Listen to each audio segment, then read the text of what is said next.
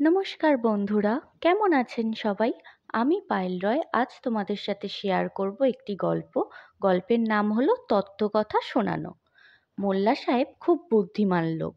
কথায় কেউ কোনোদিনও তার সঙ্গে পেরে ওঠে না, কোনোদিন কেউ ঠকাতেও পারে না। একদিন গায়ের সমস্ত লোক একজোট হয়ে মনস্থির করলো মোল্লা সাহেবকে ঠকাতেই হবে। অনেক ভেবেচিন্তে একটা উপায় স্থির করলো সকলে। মনস্থির করে গায়ের লোকে সেদিন ঠিক করলো নাসিরুদ্দিনকে একটু ঠকানো যায় কি না দেখা যাক। তারা তার কাছে গিয়ে সেলাম ঠুকে অনুনয় বিনয় করে বলল, মোল্লা সাহেব, আপনার সব বিষয়ে প্রচুর জ্ঞান। একদিন মসজিদে এসে আমাদের কিছু ভালো তত্ত্বকথা শোনান। নাসিরুদ্দিন সাহেবও এক কথায় রাজি হয়ে গেলেন। কোনো সময় যাবেন তাও স্থির করে তাদের বলে দিলেন। যেদিন যাওয়ার কথা সেদিন যথাসময়ে মসজিদে হাজির হয়ে নাসিরুদ্দিন উপস্থিত সবাইকে সেলাম জানিয়ে বললেন, ভাই সব বলো তো দেখি, আমি এখন এই মুহূর্তে তোমাদের কি বিষয়ে বলতে যাচ্ছি।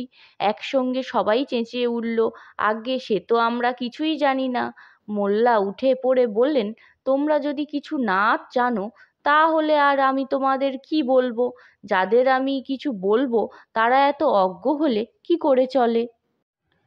এই বলে নাসিরুদ্দিন রাগে গজগজ করতে করতে খুব তাড়াতাড়ি মসজিদ ছেড়ে সেদিন বাড়ি চলে গেলেন।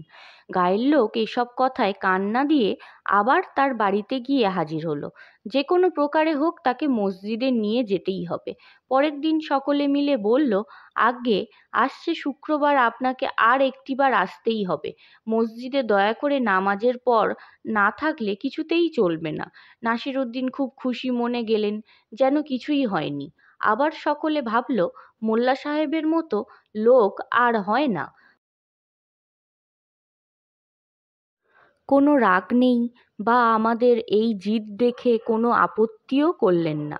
সবাই উপস্থিত হয়েই কিন্তু মোল্লা সাহেব আবার সেই প্রথম দিনের প্রশ্ন দিয়েই শুরু করলেন। এ কথায় এবার সব লোকে একসঙ্গে বলে উঠল, আজ্ঞে হ্যাঁ জানি, আমরা সব জানি।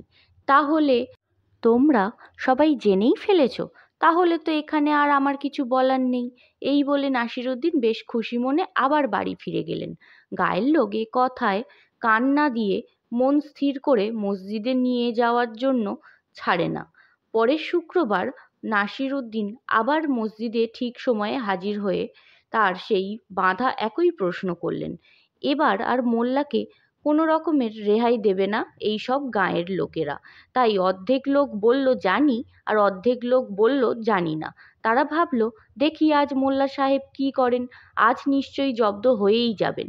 বেশ, তাহলে যারা জানো তারা উঠে এসে বলো, আর যারা জানো না তারা মন দিয়ে বসে শোনো। এই বলে নাসিরুদ্দিন সাহেব আবার বাড়ির দিকে চলে গেলেন।